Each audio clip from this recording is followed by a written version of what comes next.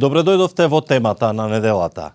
Македонија чека датум за почеток на преговори, но Европската Унија може да се соочи со многу поголем внатрешен проблем – да влезе во буџетска криза. Лидерите на Европската Унија на самитот посветен на долгорочниот буџет не постигнаа никаков договор.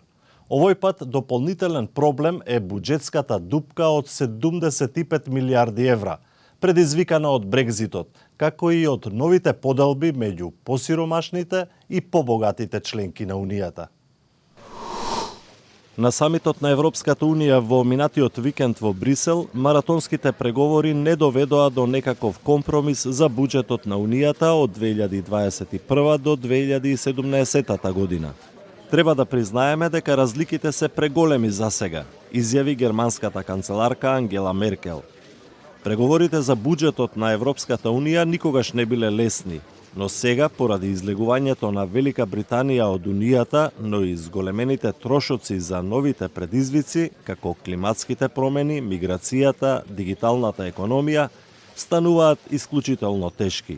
Поделби има меѓу земјите од северот и југот, меѓу источните и западните, како и меѓу развиените и помалку развиените економии.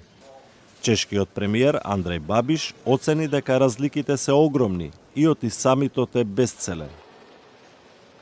Ich muss sagen, dass ich verstehe nicht, warum wir sind hier gekommen, weil das Vorschlag von Charles Michel, was betrifft die Zahlungen, ist 1,074.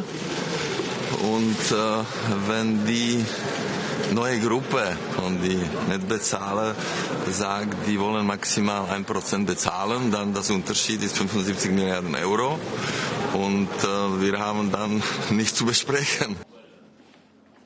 Австрија, Данска, Шведска и Холандија се клучните земји кои не се согласуваат со издвојување од над 1%.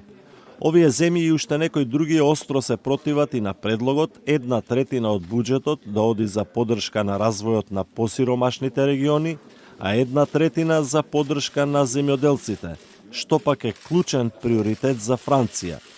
Премиерот на Ирска, Лео Варадакар, објаснува. We accept that as a country that has a growing economy, as a country that has full employment, that we will have to pay more into the European budget over the next 7 years. What we can't accept is that in return for paying more in, that we would see very significant cuts to CAP. Германија и Австрија и некои други земји бараат поголем фокус во буџетот и врз менаџирањето на границите поради мигрантската криза, подобрување на безбедноста, како и модернизирање на економијата преку дигитални инвестиции. За сега разликите се огромни и изгледаат како ненадминливи. Меѓутоа Европската Унија барем досега функционираше со компромиси, па и за најтешките прашања. Повеќето лидери и сега се оптимисти.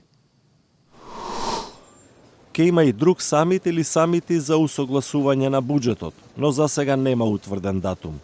Австрискиот премиер Себастијан Курц изјави дека и порано биле потребни 2 или 3 состаноци за да се постигне договор. Оптимист е и премиерката на Финска Сана Марин.